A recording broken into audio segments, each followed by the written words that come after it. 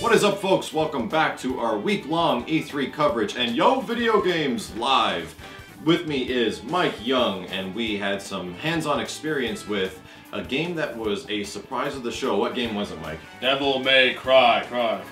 Devils May. Not made by the same dudes as you would expect. The Devil May Cry series took a turn for a drastic change with this one.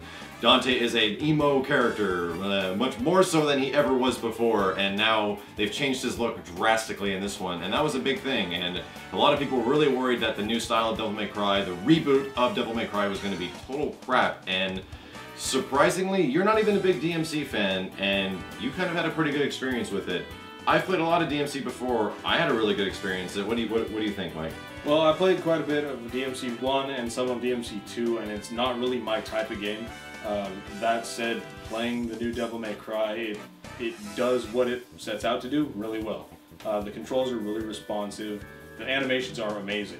Yeah. It's a really cool looking game. The music is badass. That's one of the things about the Devil May Cry series. It comes from like an old lineage of Capcom action games that have like developed and evolved. Even though Devil May Cry 4 had some stuff about it that was really annoying, even though you didn't play it. The action was great and it was smooth and they had cool characters and stuff like that. And that kind of stays true in DMC, even though DMC is being made by Ninja Theory.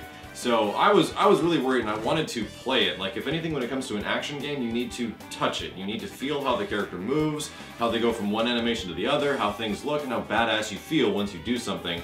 And that was all intact. Like, it felt like Devil May Cry. It felt like everything I did. I felt rewarded for it looking awesome, and yeah, it looked good.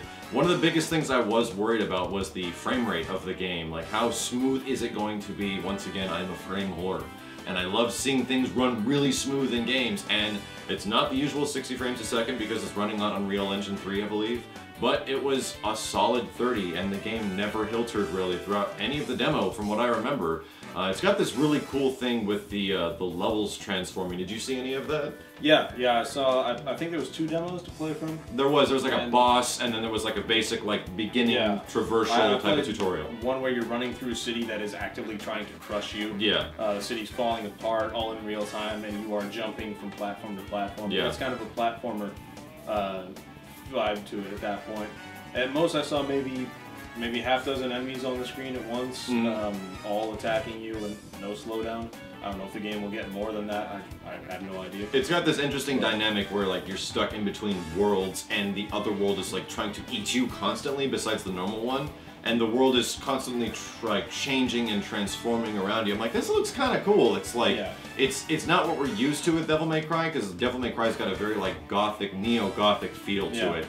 And this was a bit different. This was more of like a street punk gritty feel. So much not what we're used to with the Devil May Cry series, but it still felt like Devil May Cry. Like DMC still holds true to the name, which I'm really glad for. I'm not too sure if there was much else with the game in that level, except that the boss battle, like if you saw much of the boss battle, man, it was ridiculous. I missed it. It's like one of these moments where they have like something ridiculously grotesque. Like there's some grotesque stuff in some Devil May Cry games, but at the end of this one, it's like this gigantic larva of an old woman, like huge creature, old lady type thing, and she curses and screams at you and throws up everywhere, and has these creepy arms, and she's kind of like a spider, but not. It is a sight to behold, and it animates amazingly. Like, I can't even believe how smooth this big, disgusting creature running around all the screen is. It was pretty damn cool. They say our generation is bad. Yeah. No, I missed the boss fight, but considering how much goes on in the world while you're running around playing in real time, like I mentioned before, the city trying to crush you and the buildings crumbling and rearranging themselves. It's a lot going on in the game, and it runs smooth. I never had trouble with the controls. Yeah, that's the big thing, is that the controls, it felt right. Like, everything was in the places I expected them to be. There's a little bit of, like, combination, so you had to dash across the screen, which involved you holding, like, the left trigger and A after you jump. So there's some challenging things you had to do with your hands, but it was nothing ridiculously hard. Yeah, there's a lot of things you can do to fight. You can really kind of choose how you want to kick ass, which is pretty nice. Yeah. You can go between the angel attacks, the devil attacks, the usual attacks. Yeah. And Dante always does what you tell him to do. Yeah. It's really fluid. It's simple. You get like Marvel 3 air combos going in that game, like team aerial combos that you're going higher and higher and higher. And you can do it simply. You can mash, triangle and just sword, or you can play around with it, knock them up in the air, bring them down with the axe, knock them in the air again, shoot them while they're falling. Bring out the scythe, yeah. Just like I remember the first Devil May Cry, really fluid, really cool to look at. It makes you feel really badass. Yeah. And especially like considering the league of action games that are out there right now, like there's another really big one that I have not personally played yet, which is Metal Gear Solid Revengeance. I was showing you that one. It's being made by Platinum Games, essentially the current reigning champions of action games with games like Vanquish and Bayonetta, in my opinion. And we haven't tried that one yet, with that one out yet, and we're going to very soon. However, at the moment, amongst the games I've played, which is like Resident Evil 6 and stuff like that, and all the other games we mentioned before, I actually think DMC was I was the most impressed by that game at E3 so far. Like it went beyond the expectations I had with it being a new developer, and it actually felt awesome. Like I want to play that whole game, like really bad. So I'm gonna call it right now. DMC is my favorite game of the show, but I have not played Revengeance yet, and Revengeance has an amazing subtitle. Revengeance. We'll just have to agree to disagree.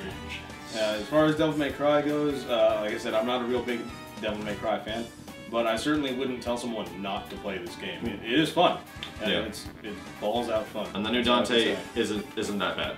Like I'll take some getting used to him, but I think he looks better personally. And for those of you who missed the red coat, silver hair, just Devil Trigger.